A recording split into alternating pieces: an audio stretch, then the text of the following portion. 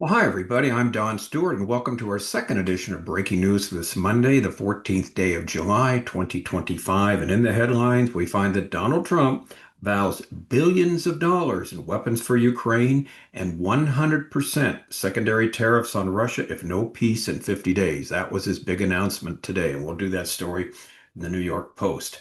Israel submits its third map for ceasefire negotiations, according to the Jerusalem Post. They still haven't got it right with Hamas.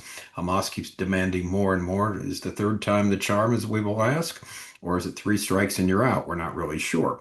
All right, Iran, though, on their behalf, here we go again. They threaten consequences if the UN sanctions are restored. This is from the Jewish News Syndicate. Like we say, it seems a day doesn't go by without Iran threatening somebody, does it? And finally, Netanyahu tells Trump he will attack Iran again. This is from Israel National News. We've got a lot of fascinating stories to bring to you this second edition of Breaking News. Headline number one, Trump vows billions of dollars in weapons for Ukraine, 100% secondary tariffs on Russia if no peace in 50 days. Okay, President Donald Trump announced Monday that the U.S. will send billions of dollars worth of weapons to Ukraine via Washington's NATO allies and threatened to impose 100% secondary tariffs on Moscow business partners in 50 days if no peace is agreed to end the 40-month-old war. The weapons will include everything, Trump said during his meeting with NATO Secretary General Mark Rutte in the Oval Office, including Patriot missiles and a full complement of equipment, though the president did not immediately reveal specifics.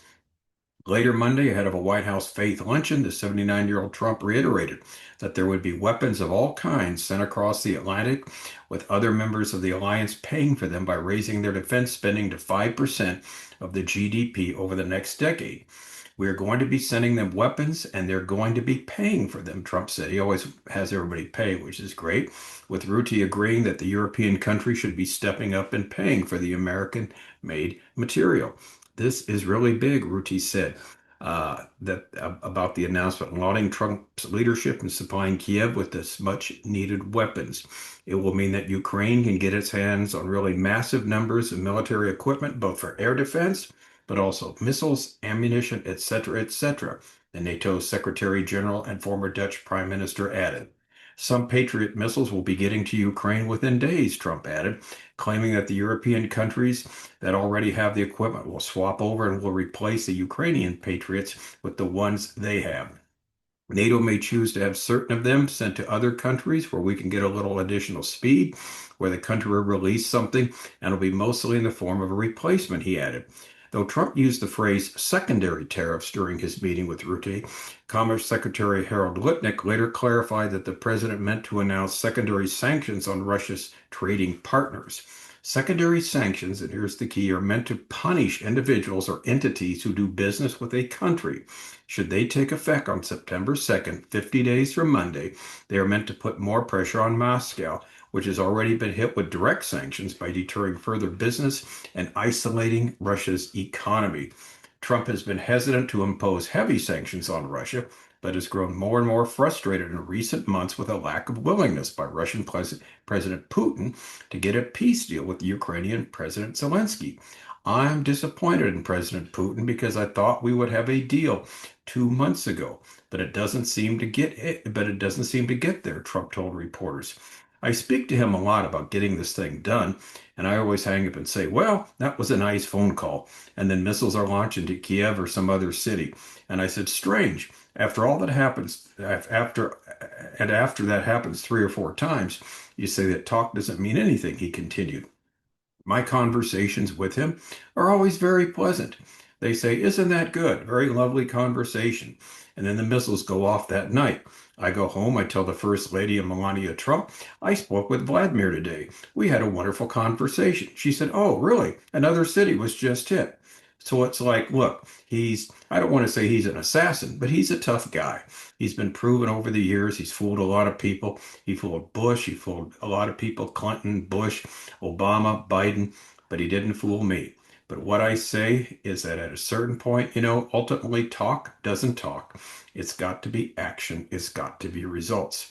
So it's going to be very interesting to see what happens next. And hopefully it will be the end of this war between Russia and Ukraine. But it's got the 50-day countdown now. And Trump means it. Remember with Iran, he gave them 60 days. They didn't take it seriously on the 61st day. That's when Israel attacked. So Russia, you better pay attention. All right, headline number two. Speaking of Israel, they submit a third map for ceasefire negotiations, sources tell the Jerusalem Post. Israel has submitted another new map for consideration and meets with the head of the Egyptian intelligence service in ongoing ceasefire negotiations. Israel has submitted a third map of Israeli troop deployment in Gaza throughout the period of the 60-day ceasefire, two sources told the Jerusalem Post on Monday. The head of the Egyptian General Intelligence, his name is Major General Hassan Rashad, met with the Qatar Prime Minister Sheikh Mohammed today, the same day. And Rashad also reportedly held meetings with Israeli and Hamas delegations as part of the ongoing negotiations, according to Egyptian media. All right, so again, what are the main points of contention between Israel and Hamas? All right, right now, and they keep changing, but as of now, the main points of contention between Israel and Hamas are the withdrawal of Israeli forces during the ceasefire and the distribution of aid within the Gaza Strip. Israel's third proposal, the IDF deployment map during the ceasefire, shows even further flexibility on the positions of the IDF along the Gaza-Egypt border between the Morag and Philadelphia corridors. This proposal comes after Palestinian officials told the BBC that the ceasefire negotiations were on the verge of collapse on early Saturday, claiming that the Israeli delegation sent to Doha, Qatar, was sent only to buy Israel time, while Netanyahu was visiting Washington. And these people, as we mentioned this before, really didn't have any actual decision-making power. These claims directly contradict Israeli officials' statement that Hamas has rejected the Qatari proposal and refuses to compromise using quote-unquote psychological warfare to disrupt the ongoing negotiations. Over the past week, Israel and Hamas delegations have attended 8 rounds of negotiation, 8 rounds in Qatar, facilitated by Qatar's prime minister and Egyptian intelligence officials. From what we understand, they still not in the same room. They talk to the negotiators, the go-between. So they talk, go-between goes to the other side, go back and forth, back and forth, back and forth. They don't even look at each other face to face. So like we said, the third map, is it the third time the charm? Will that be the charm, or 3 strikes you're out? Again, who knows? We will wait and see. All right, headline number three. Here we go again. Does this happen every day, or is it just my imagination? Iran threatens consequences if the UN sanctions are restored. This is from the Jewish News Syndicate. Tehran vows a proportional response as Germany reportedly seeks to trigger snapback sanctions over nuclear deal violations. Reimposition of United Nations sanctions on Tehran over its nuclear program will receive a quote, appropriate and proportionate response, the Iranian regime warned on Monday. Snapback sanctions would allow the international body to quickly reinstate penalties on the Islamic Republic for violations of the 2015 nuclear deal.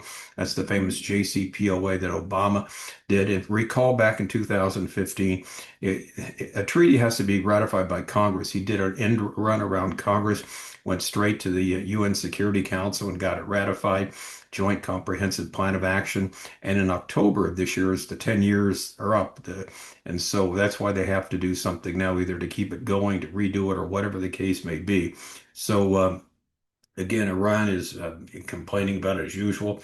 And as it says, snapback sanctions would allow the international body to quickly reinstate penalties on the Islamic Republic for violations on the 2015 nuclear deal. That's why they have to do the snapback right away, because like we said in October, the 10 years are up. So they're trying to get it done, giving them the sanctions again before the 10 years are up. This Bagahi, this is the Iranian fellow, spoke a day after Saudi state-owned international Arabic news channel Al Abibra reported that the German Chancellor Friedrich Merz had submitted a request to the UN to trigger a snapback mechanism on Tuesday. Good idea. However, the German Federal Foreign Office told JNS on Monday that Germany has not submitted such a request. Berlin is a signatory to the agreement, the JCPOA, along with China, France, Russia, the UK, and the European Union. And again, as we mentioned, the U.S. Withdrew in 2018 during President Trump's first term, opting instead for a unilateral maximum pressure campaign. And the UN Security Council again adopted this resolution back on July 20th, 2015. It's hard to believe it's been 10 years now, which prepared for the removal of sanctions against Iran. The snapback mechanism, here's the key, it allows any country that signed the agreement to automatically reinstate the sanctions in an event of a serious violation by the Iranian regime, revoking all the relief that was granted in the last 10 years as part of the JCPOA. Before it had been denied by Germany's foreign minister, U.S. Ambassador Israel Huckabee posted on X, formerly Twitter, that the reported German request was strong and a much needed move. All right, bottom line. It seems like not a day goes by where Iran doesn't threaten somebody or someone. It's only a matter of time before they're attacked again. And this next story, speaking of attack, here we go. From Israel National News, Netanyahu tells Trump he will attack Iran again. Prime Minister Netanyahu made it clear to President Trump that Israel would take military action if Iran resumes its nuclear efforts. The Wall Street Journal reported that Prime Minister Netanyahu told the U.S. President Donald Trump that Israel would indeed resume attacking Iran if the country resumes its pursuit of nuclear weapons. According to the report, President Trump replied that he preferred a diplomatic solution, but did not directly oppose the idea. If you recall, 2 days ago, the Israeli Defense Minister Israel Katz warned Iran against any attempt to harm Israel. In a speech at a ceremony marking the conclusion of an Air Force flight course, Minister Katz said, "This ceremony is a direct message to the dictator Khamenei and the Ayatollahs group in Iran. Israel's long arm will reach you in Tehran, Tabriz, Isfahan, and anywhere from which you attempt to threaten and harm Israel. There is no place where you can hide. If we need to return, we will return with even greater strength." Now, of course, we're going to keep an eye on this situation as all these other ones. So we got so much happening right now. And as always, as we emphasize here, continues to fit the biblical perspective of the last days. Well, how so? Well, in the first story, Russia has to end this war sooner or later with Ukraine. Why? Because there's no way they can pull a last day's invasion of Israel with their own army when their own army is tied up fighting Ukraine. It's going to take a while to regroup and the such like. That has to end sometime before Ezekiel 30 can possibly happen. Plus the fact with Israel and Hamas, there has to come a time where the southern border of Israel is not a threat any longer to the nation. However, whatever agreement is made, Hamas has to be neutralized, as it were, in the southern border, basically made safe. So that's the key. And also, Iran keep making these belligerent, threats each day, sets the stage for story number 4, and that is further attacks by Israel. And as we've mentioned, it's not only the attacks that are coming, and they will come sometime when Tehran crosses some red line. But like we say, there are groups in Iran right now working day and night, basically performing, shall we say, like the partisans in World War II, sabotaging their uh, basically their strategic programs for the nuclear enrichment, sabotaging different military installations, sabotaging anything that can have anything to do with them enrich uranium to to a weapons grade to build a nuclear bomb. And so that's going on. Targeted assassinations are still going on. And as we said, these stories don't make the news. When someone's wiped out or targeted or assassinated in Iran, it never makes the news. They don't want people to know that they're losing their leaders left and right. And as we said, we made the point on the first day of the war, Iran had their main leaders targeted, their scientists and their military leaders and some of their political leaders, mostly military and mostly the scientists. And these were the best leaders they had, and they're gone now. And so if they would fight again, they would be basically very much weakened from before. They were clobbered before. So Israel, again, is in a position of strength here. And sooner, probably rather than later, we'll see another attack. When, again, we don't know, but we'll keep you posted. Now, as we said, it continues to fit, like we just said, in the 4 stories, the biblical scenario of the last days. Russia must increase, Iran must decrease, and that's what's happening right now. So we'll continue, as always, to bring you the latest. And again, keep praying for the situation. So many things happening in Israel, in Russia, in Iran, across the whole Middle East as it sets the stage for the events leading to the second coming of Jesus Christ. And again, for free information on this, go to our website, Educating Our World. We have 12 books on Bible prophecy. They're all available for free downloads. They go into great detail explaining all the things we talk about here and then some. So until next time, as always, I'm Don Stewart. Thanks for watching. And again, may the Lord richly, richly bless.